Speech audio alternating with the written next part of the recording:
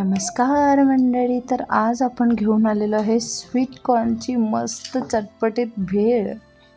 पावसाळा तर चालूच आहे आणि काहीतरी मस्त चमचमीत खाण्याचा जर विचार असेल ना, तर हा पर्याय तुमच्यासाठी अगदी बेस्ट आहे. यासाठी मी येथे स्वीट कॉर्नचे दाणे घेतलेले आहेत, जे मार्केटमध्ये सुटेही भेटतात.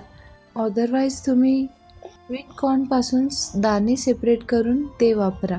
हे दाणे आपल्याला स्वच्छ धुवून घ्यायचे आहेत आणि यातील पाणी निथळून पॅनमध्ये आपण याला छान भाजून घेणार आहोत. साधारण 200 ते 300 ग्रॅम हे कणसाचे दाणे असतील. मी आजपर्यंत जितके व्हिडिओ पाहिलेले आहेत त्यामध्ये कणसाचे दाणे हे बॉईल करून घेतलेले आहेत.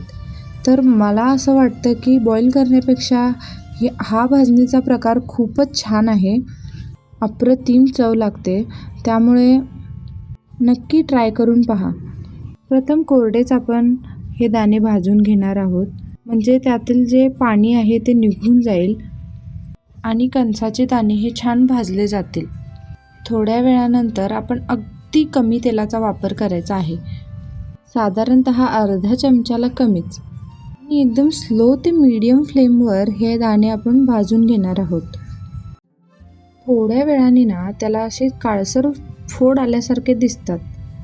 कणसाचे दाणे छान भाजले गेलेले आहेत. तर चवीनुसार थोडंसं मीठ, आवडीप्रमाणे चाट मसाला,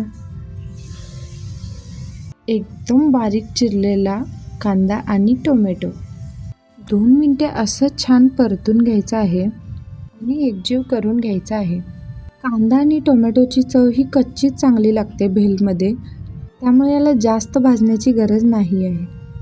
मसाल्याचं छान कोटिंग बसण्यासाठी याला आपण एकजीव करून घ्यायचं आहे आणि 2 ते 3 मिनटं परतून घ्यायचं आहे. यानंतर आपण 1 चमचा लाल तिखट घालणार आहोत. लाल तिखटही तुम्ही आवडीप्रमाणेच घाला आणि वरून थोडीशी फ्रेश ताजी कोथिंबीर आणि अर्धा लिंबाचा रस. हे पाहूनच अगदी तोंडाला पाणी सुटते ना. ट्रस्ट मी, खायलाही तितकंच चविष्ट आहे.